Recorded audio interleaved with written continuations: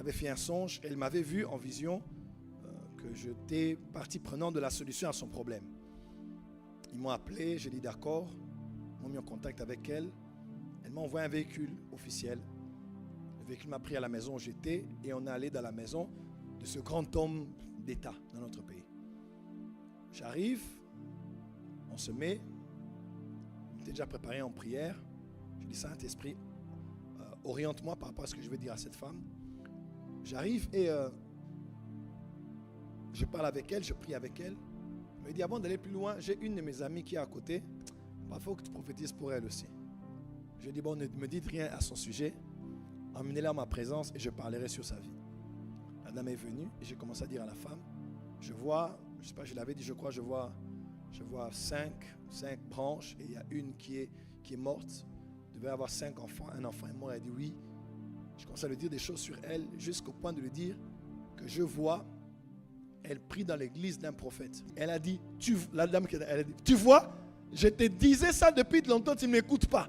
Il fallait que le prophète vienne dire ça ici. Je te disais, le prophète là, déjà, j'ai dit, je vois même le prophète là tel qu'il est. C'est un prophète qu'on connaît au Congo. Bon, on ne connaît plus vraiment beaucoup au Congo.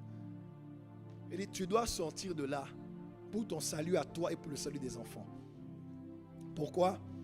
Parce que c'est bien d'être généreux, c'est bien d'avoir la libéralité, mais il faut aussi utiliser l'intelligence et le discernement spirituel. Il faut donner, oui, mais il faut faire attention à qui vous donnez. Il faut semer, oui, mais faire attention où vous semez. Prendre des enveloppes, oui, mais prendre les enveloppes de quelles mains vous avez pris ces enveloppes-là. Avoir l'imposition des mains de quelqu'un après avoir fait une sémence, mais est-ce que vous connaissez la qualité de la main qui a été posée sur vous? Quand vous donnez à quelqu'un qui est en paix avec Dieu, qui est en communion avec Dieu, qui a la bénédiction de Dieu, vous semez dans la vie de cette personne, vous allez voir un embouteillage de témoignages, de miracles. Mais n'oubliez pas, il y a des gens qui ont des problèmes avec Dieu. Il y a des gens qui sont en problème avec Dieu. Donc Dieu est en train de sécher quelqu'un, mais toi tu viens l'abreuver. Dieu est en train de pourchasser quelqu'un, mais toi tu lui donnes l'asile. Dieu est en train de traiter durement quelqu'un parce qu'il a des problèmes avec lui, mais toi tu te considères en femme sunamite pour préparer une maison afin qu'il y ait à habiter.